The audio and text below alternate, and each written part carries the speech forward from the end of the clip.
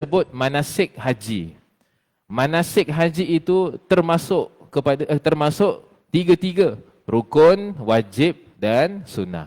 Kerana makna manasik itu adalah amalan-amalan haji, perbuatan-perbuatan dalam haji.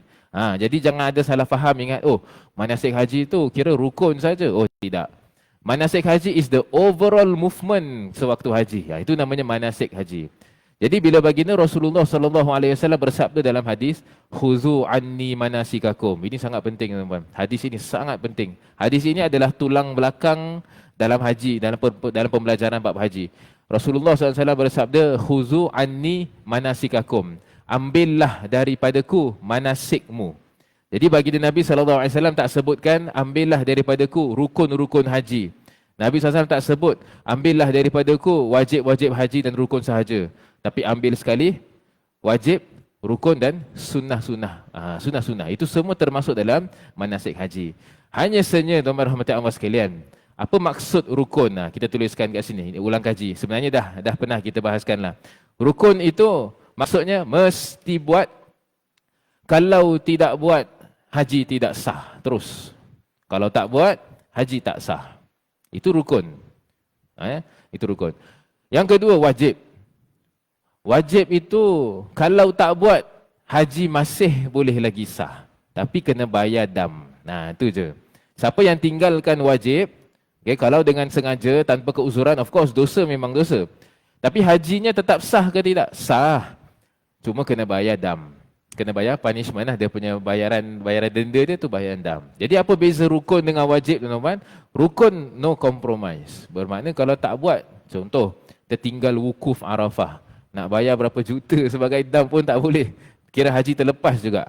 Siapa tak tawaf ifadah, tawaf haji itu, dia tak buat, hajinya tidak sah dan sebagainya. Itu rukun. Wajib pula, kalau contoh tertinggal bermalam di Muzdalifah, itu kan wajib. Ini kita bahaskan, itu harus ulang kaji. Bermalam di Muzdalifah, melontar jamrah Aqabah, melontar 3 jamrah, bermabit di Mina, itu semua kan wajib-wajib haji. Kalau tak buat, dengan sengaja tinggalkan, oh berdosa, memang berdosa. Tapi haji sah. Cuma kena bayar dam. Okey. Yang ketiga ini yang menjadi perbicaraan kita pada hari ini, malam ini, iaitu sunnah-sunnah haji. Sunnah-sunnah haji ini, kalau tidak buat, kita mulakan dulu. Kalau buat dapat pahala besar mengikuti jejak baginda Nabi SAW. Kalau tidak buat, maka haji tetap sah. Perlu bayar dam? Tak perlu bayar dam. Cuma satu je tertinggal. Apa yang kita tak dapat kalau tak buat sunnah-sunnah haji? Ustaz, sunnah je. Selalunya macam gitu kan. Na'udzubillah. Selalu orang kata, sunnah je apa Ustaz? Sunnah je. Tak. Sunnah adalah kunci mendapat fadilat haji. Jadi, kalau tinggalkan sunnah, ada satu perkara yang kita tak dapat, iaitu fadilat haji. Fadilat itu apa? Kelebihan haji, keutamaan haji. Hikmah di sebalik haji, rahsia-rahsia haji. Kalau tak buat itu sunnah, tertinggal ini semua. Izan, apa maksudnya para ulama sebutkan, man fatathu sunan, fatathul fadilah. Barang siapa tertinggal melakukan sunnah-sunnah haji, maka sah hajinya. Cuma fadilat haji itu takut-takut tidak dapat. Apa maksud fadilat haji itu? Fadilat haji, mabrur lah. Kemabruran haji itu yang kita selalu doa, Allahumma rizqna, Allahumma inna nas'aluka hajjan mabrura. Ya Allah, berikanlah kami haji yang mabrur. Haji mabrur terletak pada mana?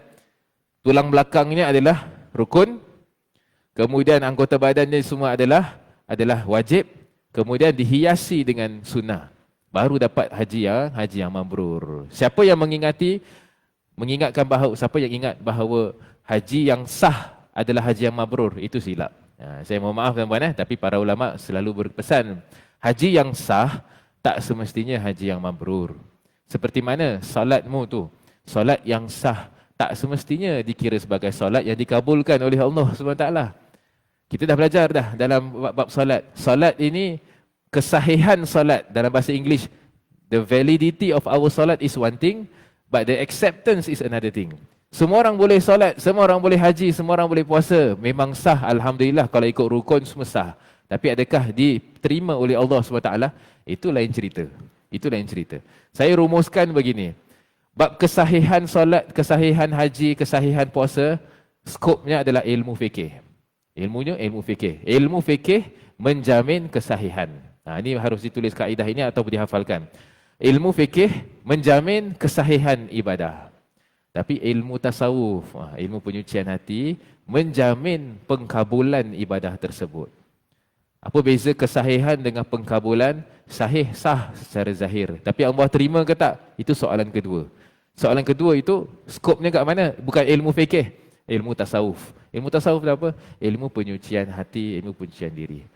Dalilnya apa? Baginda Nabi SAW sebutkan, ada seorang wanita itu puasa siang malam, siangnya puasa, malamnya berqiyamul lail, tapi masih lagi masuk ke dalam neraka jahanam. Kenapa? Kerana lidahnya dan hatinya yang busuk. Macam mana tu? Ibadah tetap jalan. Puasa. Tapi kenapa Allah tak terima? Kerana dia menzalimi jirannya. Kerana dia selalu mengadu domba. Kerana selalu dia berbohong. So, penyucian hati itu menjejas pengkabulan ibadah. Okay. Saya tak nak panjang-panjang. Kalau tak nanti dah jadi kelas tasawuf. Jadi kita kembali kepada ilmu fikih kita. Dalam sunnah-sunnah haji, tuan-tuan rahmati Allah sekalian, tadi kita sebut, makna sunnah adalah apa? Apa-apa yang selain rukun, apa-apa selain wajib. Siapa tertinggal, takut-takut tertinggal fadilatnya. Okay. Walakin tafutuhul fadilah, tertinggal fadilatnya. Dan kita telah bahaskan minggu lepas bahawa sunnah-sunnah haji itu, banyak sangat, banyak. Kalau ulah solat, kita bahaskan minggu lepas, solat ada berapa sunat, teman-teman? Berapa banyak dalam sunnah-sunnah solat? Ada yang ulama kira 500. Dalam solat, lebih dari 500 sunnah. Itu hanya berapa minit, itu 500 sunnah. Bayangkan haji berapa ribu sunnah-sunnah yang ada. Masya Allah. Tapi kita ambil mana yang termampu. Saya sadangkan, tuan-tuan rahmati Allah sekalian, kita buat list. Kita dah tahu rukun-rukun haji. Rukun haji ada berapa? Ihram, dari ihram, kemudian wukuf di Arafah dan sebagainya. Setiap daripada rukun, dia dibantu dengan sunnah-sunnah. Itu, just fikirkan. Jadi waktu nak niatkan ihram, nak pakai ihram, ada sunnah-sunnahnya. Jadi kita list down. Sunnah-sunnah berkaitan dengan waktu ihram.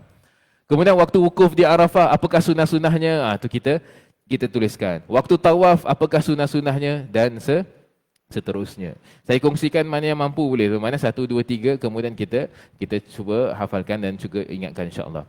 Yang pertama, tuan-tuan rahmati Allah sekalian, sunnah-sunnah, kita mulakan dengan sunnah-sunnah yang berkaitan dengan ihram. Ini dah mula dah, minggu lepas dah mula kita bahaskan. Sebelum niat ihram, kita tahu apa makna ihram. Ihram tu jatuh niat, sahaja aku menaikkan haji kerana Allah, berihramku dengannya kerana Allah. Sebelum ihram, ada beberapa sunnah yang kita harus lakukan. Pertama, mandi, sunat ihram. Kedua, mewangikan badan. Bukan baju bukan kain ihram mewangikan badan. Maksudnya apa? Kita ambil minyak wangi, sapu badan kita, kulit kita. Jangan sapu kain ihram kita. Takut-takut nanti lepas ihram, kita buka itu kain ihram, kita pakai balik, dah langgar patang larang ihram. Itu nanti kita bahaskan. Patang larang ihram, antaranya memakai minyak wangi ataupun memakai pakaian yang wangi. Itu semua termasuk. Jadi hati-hati teman-teman, bila kita sebelum ihram, nak berwangi itu, wangikan badan. Bukan bagikan baju. Okey, insya-Allah. Kemudian rahmatullahi sekalian, solat sunat 2 rakaat sebelum ihram. Solat sunat 2 rakaat sebelum ihram. Dan ada juga sunnah-sunnah yang lain seperti dalam kain ihram, itu kita tutup, kita kalau pakai satu lagi lapis lah, contoh. Saya ambil kain gajah duduk, kain sarung macam biasa.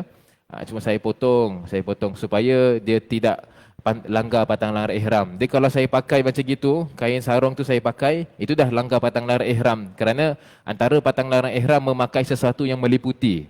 Itu patang larang ihram tu. Jadi kalau waktu haji tu saya pakai kain sarung macam gitu, itu memang dah langgar patang larang ihram. Jadi macam mana? Jadi kita potong. Kita pakaikan di dalam. Ini terutama sekali bila waktu nak pergi wukuf Arafah. Ustaz, saya tak pakai seluar, saya tak pakai seluar dalam. Jadi saya takut waktu saya tertidur dan sebagainya, tak tahu apa yang terkeluar dan sebagainya, takut kotor, nak pergi toilet dan sebagainya. Ini selalu tuan-tuan saya minta maaf ya. Selalu banyak yang terlepas bab ni. Jadi waktu tidur tu kita pakai kain ihram yang putih itu. Tapi sekiranya kalau air liur itu keluar, terkena kain ihram kita. Air liur tu ada dua hukum. Kalau air liur dapat kenal pasti datang daripada mulut dan tekak, jadi hukumnya suci. Tapi kalau air liur tu dapat pasti datang daripada perut, hukumnya bukan hukum air liur, hukumnya hukum muntah. Jadi hukumnya najis. Jadi macam mana Ustaz? Wukuf Arafah bukan seperti kat hotel, dekat apartmen boleh tukar-tukar dan sebagainya. Kita ada satu saja. Jadi antara cara-caranya adalah bawa spare kain ihram ataupun bawa kain sarung yang menjadi pakaian dalam kita waktu tidur. Jadi potong dulu. Kemudian waktu tidur pakai kain sarung itu sahaja yang dah dipotong Jadi bila bangun subuh atau nak pergi toilet semua dengan kain yang gini. Lagi apa yang saya perasan kadang-kadang masuk toilet, kain ihram kita tu dah terkena jamban tuan-tuan. Terkena jamban punya surface kat atas tu. Kat situ kita tak tahu ada najis dan sebagainya. Kalau nak yakin ada warna-warna kuning di situ, bila tengah buka pintu terkena, itu memang yakin najis kita punya kain ihram itu. Itu kalau bawa tawaf sah ke tidak? Tak sah. Itu sebab nak kena jaga-jaga dalam bab ini. Itu sebab dalam hadirat sekalian, antara yang digalakkan juga bawa spare ataupun pakai kain sarung itu. Okey. Jadi begitulah tuan-tuan dan rahmati Allah sekalian. Jadi Ustaz, habis langgar patan larang tak saya tak pakai putih? Tidak langgar. Jadi sunnahnya ni di sini. Sunnahnya memakai dua kain putih yang tidak meliputi. Jadi yang kita semua pakai itu kain dua, satu di bawah dan yang kedua di atas, menutupi aurat dan juga tutup badan kita. Jadi dua kain putih itu adalah sunnah. Ustaz, tapi itu kain ihram. Ya.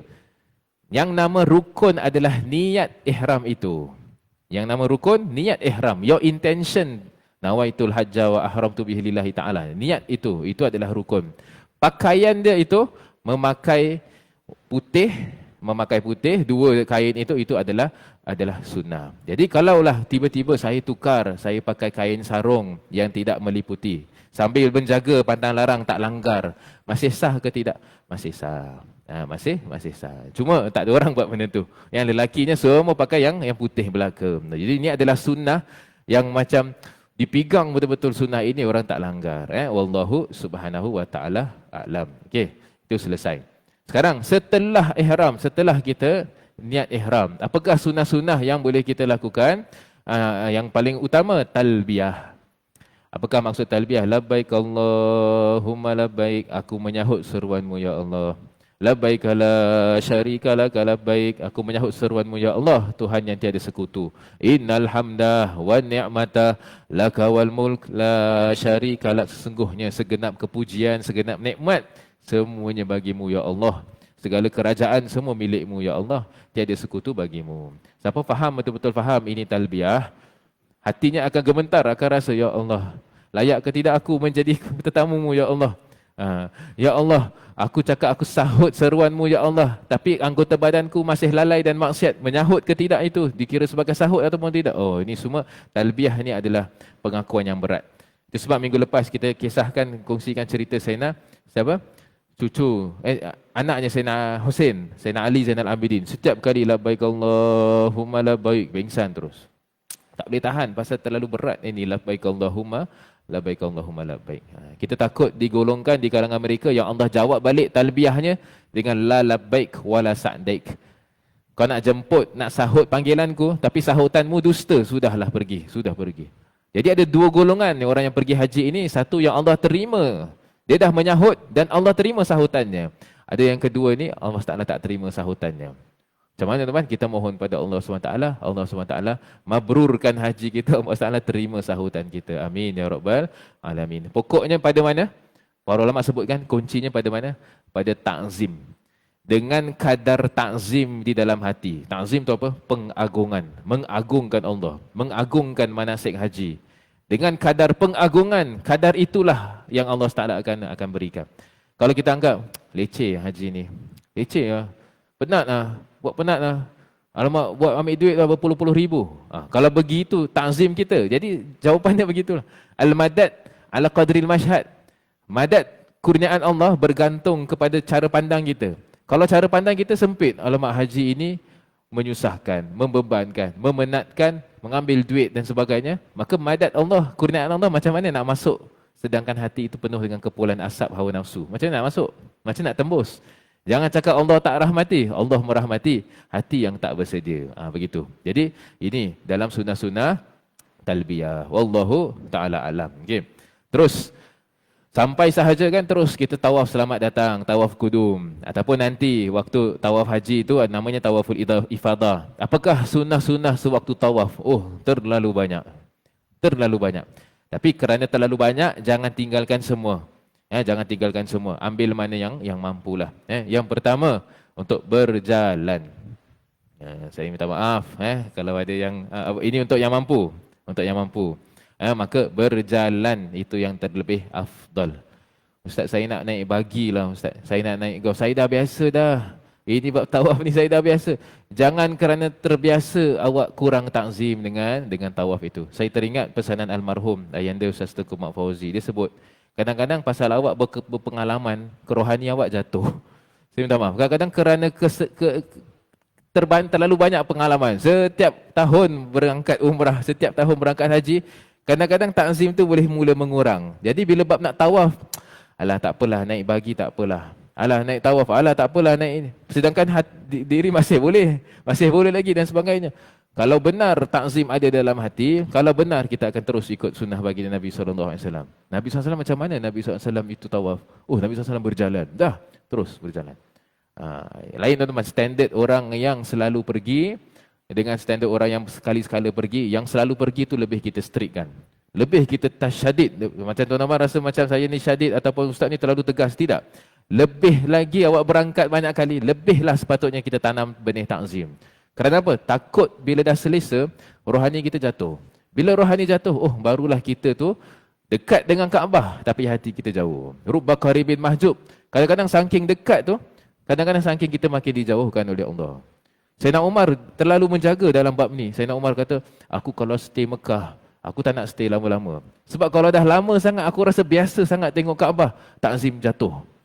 Takzim jatuh. Alah tak apalah, lepas ni pergi shopping lah. Lepas ni pergi Ben Daud lah. Lepas ni aku nak pergi Clock Tower. Lepas ni aku minta maaf. Ini contoh lah. Ini contoh sahaja. Contohnya apa sebab? Pergi umrah teman-teman sekalian. Saya minta maaf. Ini mungkin kontroversial. Mungkin ada yang tak setuju. Pergi umrah bukan wisata. Minta maaf. Umrah bukan wisata. Pergi umrah itu adalah ibadah. Menuju kembali kepada Allah Subhanahu Wa Taala. Benar. Benar. Holiday. Benar. Wisata jalan-jalan dan sebagainya. Tapi niat asal pemangkin nak pergi umrah adalah ibadah kembali kepada Allah Subhanahu Wa Taala. Imam Ghazali sebutkan dalam Ihya Ulumuddin, sekiranya niat yang asal adalah untuk Allah, kemudian datang niat-niat yang lain, maka dia akan mengurangi pahala asal. Dengan kadar apa? Dengan kadar kekuatan niat-niat yang lain tu. Saya kasih contoh. Saya ni nak pergi umrah ibadah kerana Allah Subhanahu Wa Taala. Ikhlas kerana Allah, 100% pahala saya dapat. Tapi kalau saya dah cuba masukkan yang lain sikit, masukkan, sambil-sambil, masukkan, dia akan kurang dengan kadar niat dalam hati. Kurang 10%, kurang lagi 10%. Itu sebab lagu Raihan tu apa, pergi haji bukan untuk membeli belah, contoh. Sebab apa? Niat nak membeli belah sekali. Alam pergi haji, aku nak beli belah sekali lah.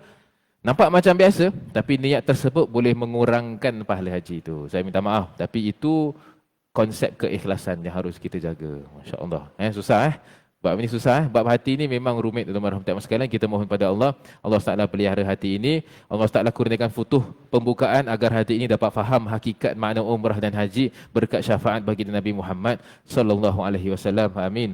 Ya Rabbal Alamin. Kita takut satu saja. Hadis Nabi sallallahu alaihi wasallam sebutkan, nanti di akhir zaman, orang berangkat haji itu ada beberapa golongan. Antara golongannya orang pergi haji untuk bisnes semata. Pergi haji atau pergi umrah untuk bisnes semata tau. 100% untuk bisnes. Nabi SAW akhir zaman akan berlaku seperti itu.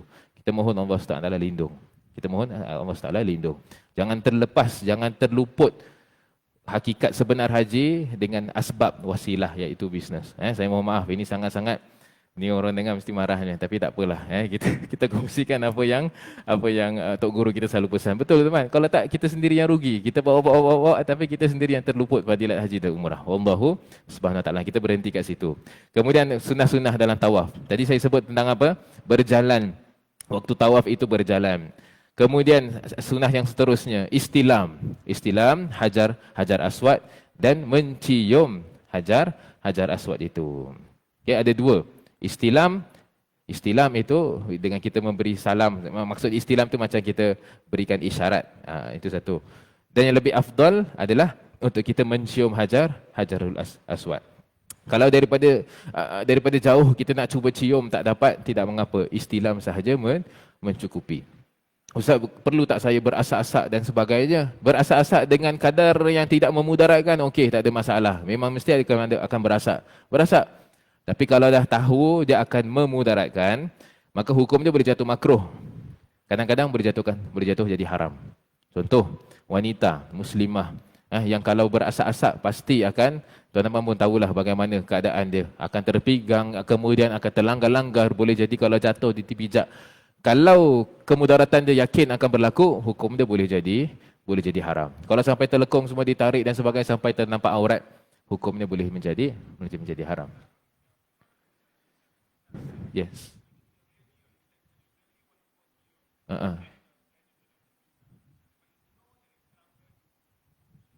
Betul. Benar. Jadi kita tahu ini sunnah, kan? Nak dapatkan pahala sunnah. Tapi tengok kepada keadaan boleh membawa kepada kemudaratan. Di sini ada formula, ada kaedah. Between you want to attract benefit or you want to avoid harm. Which one we need to prioritize? Dalam Islam, avoiding harm is prior to attracting benefit. So daf'ul mafasid muqaddam min jalbil masalih. To avoid, mengelakkan kemudaratan lebih utama daripada mendapatkan kemanfaatan. So you use that kaedah towards all semua perkara lah macam gitu wallahu subhanahu wa taala alam. Okey. Kemudian tuan-tuan sekalian, antara sunnah-sunnah yang tak boleh ditinggalkan apabila kita sampai ke rukun yamani. Okey. Rukun yamani ni kat mana tuan-tuan sekalian? Rukun yamani itu adalah rukun terakhir sebelum habis satu pusingan. Jadi kita mula daripada Hajar Aswad, kan? Hajar Aswad, kemudian lalu rukun pertama, kemudian rukun kedua, kemudian rukun ketiga. Jadi rukun Iraqi, rukun Syami, rukun Yamani, kan? Barulah rukun Hajarul Aswad. Jadi Yamani itu adalah rukun terakhir sebelum habis satu pusingan. Ada doa di antara rukun Yamani sampai ke Hajar Aswad. Apakah doa tersebut? Rabbana atina fid dunya hasanah wa fil akhirati hasanah wa qina adzabannar. Macam-macam tuan-tuan kita nak doa, kan? Waktu tawaf doanya mustajab. Macam-macam kita nak doa. Tapi Allah SWT ajar kita, doalah ajmilu fit talab. Ringkaskanlah dan rumuskanlah doamu. Jadi doa yang melimputi, doa yang merangkumi, doa yang kita bagi komprehensif doa. Rabbana atina fid dunya hasanah. Ya Allah, aku minta, aku mohon segenap kebaikan di dunia, segenap kebaikan di akhirat. Lindungilah aku daripada azab api neraka. Apa lagi kita nak, kan? Semua dah dapat lah. Apa-apa yang kita mohon, kita minta yang baik di dunia, baik di akhirat. Waqina azabannar. Okey. Allahu a'lam. Selesai. Ada lagi beberapa sunnah-sunnah yang lain. Contoh untuk lelaki. Tapi ini agak susah untuk kita amalkan sekiranya mataf tu tempat tawaf. Kalau crowded, terlalu sesak, susah kita nak lakukan. Iaitu sunnah bagi lelaki untuk berlari-lari anak pada 3 pusingan pertama. Berlari-lari anak, jogging ataupun jogging. In kana tawafuhu yaqibuhu sa'i. Tapi ada syarat. Sekiranya tawafnya itu setelah itu ada sa'i. Kalau tawaf lepas tu ada sa'i, tawaf itu disunnahkan untuk kita ramal, untuk kita berlari-lari anak. Mestilah ustaz lepas tawaf ada sa'i. Nanti dulu kita dah belajar dalam hadis. Dalam bab haji kan ada beberapa jenis-jenis haji. Ada orang datang dia buat haji ifrad. Haji ifrad datang je terus buat tawaf ifadah. Lepas tawaf kudum, tawaf selamat datang. Lepas tawaf selamat datang terus dia buat sa'i haji. Dia dah buat sa'i haji, baru dia pergi wukuf Arafah, baru gitu. Baru last dia buat tawaf haji. Okey, soalan saya, orang yang dah buat sa'i haji awal-awal lah, Sekarang dia buat tawaf ifadah, tawaf haji. Disunnahkan tak untuk dia jogging pada 3 pusingan pertama? Tidak sunnah. Boleh faham? Ya, jadi sunnahnya untuk berlari-lari anak hanya pada tawaf yang kalau setelah tawaf itu ada sa'i. Itu saja. Tawaf yang akibuhu sa'i. Jadi tawaf ini boleh jadi 2. Lepas tu boleh ada sa'i ataupun lepas tu tak ada sa'i. Bergantung, tulis kat situ. Bergantung pada jenis haji yang kita lakukan. Orang buat haji ifrat, dia dah buat dah sa'i haji awal-awal. Maka nanti tawaf haji dia tak payah jogging pada 3 pusingan yang pertama. Adapun orang yang buat haji tamatuk, ni harus ulang kaji, ni semua harus ulang kaji. Orang haji tamatuk, dia sampai dia buat umrah dulu kan. Dah lepas buat umrah dulu baru dia wukuf, dia masih hutang tawaf, masih hutang sa'i haji. Jadi dia buat tawaf, lepas tu ada sa'i. Tawaf itu disunnahkan untuk berlari-lari anak. Boleh faham? Boleh macam mana tu berlari-lari jogging. Tapi kalau sesak, kita boleh jog on the spot. Jog on the spot tapi pelan-pelan. Begitu. Ini dapat sunnah baginda Nabi sallallahu alaihi wasallam. Okey. Sama juga satu lagi ittiba. Ittiba tu macam mana tuan-tuan dan puan sekalian?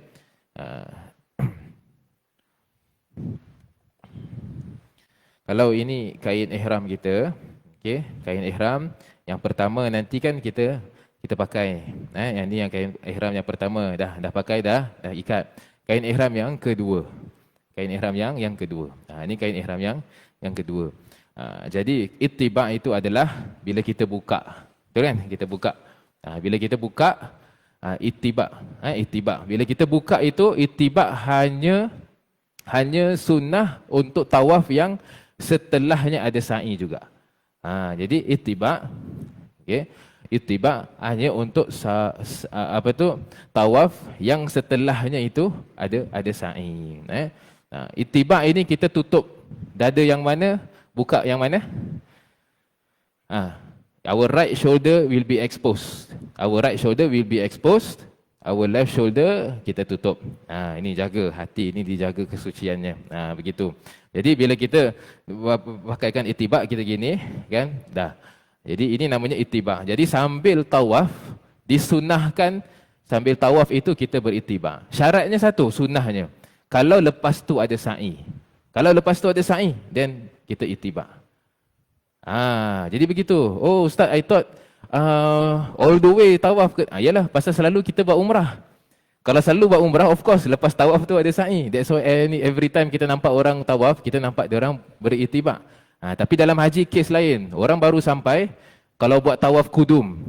Okey, baru sampai, buat tawaf kudum. Lepas tawaf kudum, boleh buat tak sa'i haji?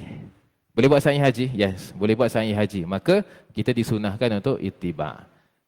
Ittiba. Sebab apa? Lepas tawaf kudum tu ada buat sa'i haji. Tapi lepas tu dah habis wukuf di Arafah, dah habis tu semua, kan? Lepas dah cukur dan sebagainya, perlu ke tidak kita ittiba?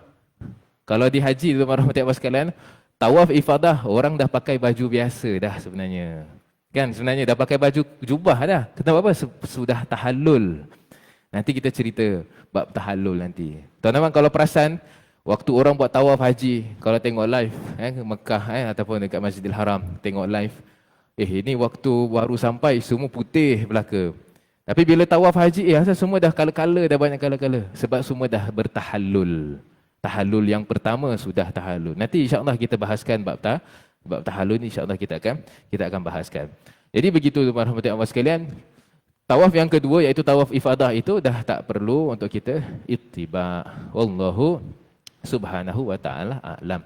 Okey, kita teruskan sunnah-sunnah dalam tawaf. Dah selesai. Tawaf itu dah selesai. Sunnahnya untuk kita solat 2 rakaat setelah tawaf. Solat 2 rakaat setelah tawaf. Rakaatat tawaf. Okey. Jadi setelah saya nak tanyalah, ini kita uji kita ujian sikitlah. Solat sunat tawaf ini jenis solat sunat yang mana? Dia adakah ia solat sunat yang sababnya datang dahulu ataupun solat sunat yang sababnya datang kemudian? Ataupun dia solat sunat yang mutlak dahulu. Dahulu ke kemudian? Dia punya cara dia nak jawab senang. Tengok kita buat mana dulu? Tawaf dulu baru solat ke solat dulu baru tawaf? Tawaf dulu baru solat. Maka dia adalah solat sunat sabab mutaqaddim. Sababnya datang dahulu. Tadi waktu solat sunat ihram. Solat sunat ihram sebabnya datang kemudian ke datang dahulu? Solat dulu baru ihram. Itu solat sunat datang kemudian. Ustaz, kenapa nak kena tahu sebab dia dahulu ke sebab dia kemudian? Sebabnya gini. Kerana solat-solat yang datang kemudian sebabnya dilarang solat pada waktu-waktu terlarang. Waktu-waktu terlarang ada 5. After subuh, if you dah buat solat subuh, you dah tak boleh solat-solat sunat mutlak, you tak boleh solat sunat yang sebabnya mutaakhir. Contoh, orang pergi ke Masjid Sayyidah Aisyah ataupun pergi ke Tanah Naim untuk berihram Arafah. Dia dah solat subuh. Solat subuh kat sana, kemudian dia nak ihram Arafah. Dia nak ihram untuk umrah. Bukan Arafah, umrah. Dia nak ihram, dia solat sunat ihram. Dah tak boleh. Sebab apa? Dah waktu terlarang setelah subuh, setelah asar, sewaktu matahari tegak di atas kepala. 5 waktu tu.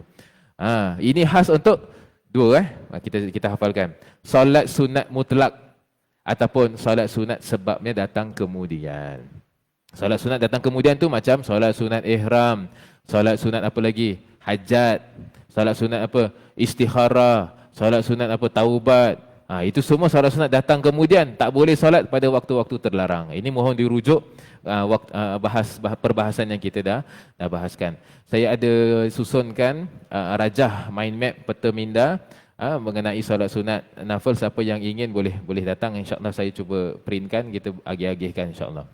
Adapun solat sunat yang datangnya terdahulu sebab mutaqaddim. Contoh, tuan-tuan dan puan masuk masjid. Tadi lepas asar tadi dah nak maghrib, ramai masuk masjid. Kemudian ramai solat sunat tahiyatul masjid. Boleh ke tidak? Boleh. Solat sunat yang sebabnya datang dahulu dibolehkan pada bila-bila masa. Walaupun saya datang tadi dah nak azan maghrib. Saya solat. Ustaz, tak boleh solat sunat lepas asar. Nanti dulu, relax. Ini solat sunat sebabnya datang dahulu. Yang itu boleh. Solat sunat apa? Contoh, tahiyatul masjid. Solat sunat apa? Solat sunat wuduk. Saya berwuduk, kemudian saya salat. Macam amalan yang Sayyidina Bilal, kan? Saya berwuduk kemudian. Itu semua salat sebab mutaqaddim. Antaranya salat sunat tawaf, salat sunat tawaf juga. Okey, wallahu taala a'lam. Ada lagi sunah-sunahnya. Setelah itu pergi doa di multazam. Lepas 2 rakaat tawaf, okey, doa di multazam. Multazam tu kat mana? Multazam itu di antara Hajar Aswad dengan pintu Kaabah. Di antara Hajar Aswad dengan pintu Kaabah. Itu sangat-sangat sempit tempat dia tu. Tapi para ulama sebutkan, walaupun kita dekat saf paling belakang pun tak ada masalah. Cari yang betul-betul orang panggil parallel ataupun berdepan berhadapan dengan mizab itu.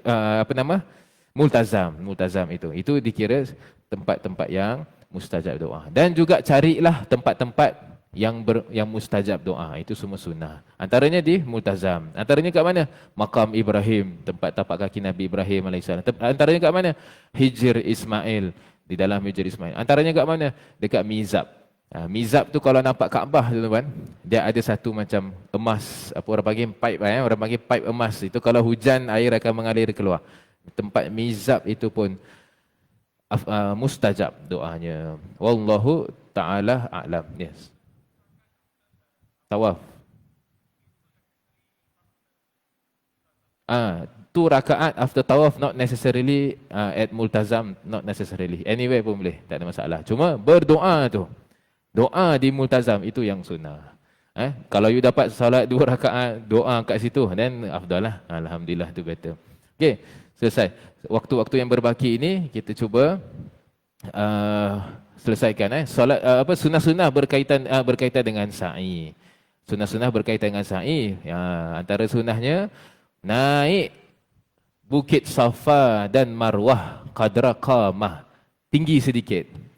Begini, syarat sa'i itu mesti mula dari Bukit Safa sampai ke Bukit Marwah, kemudian ke Safa, ke Marwah dan akhirnya di Marwah. Jadi syarat dia mesti sampai di Bukit Safa. Sampai kalau ini Bukit Safa, kita mesti sampai di Bukit Safa.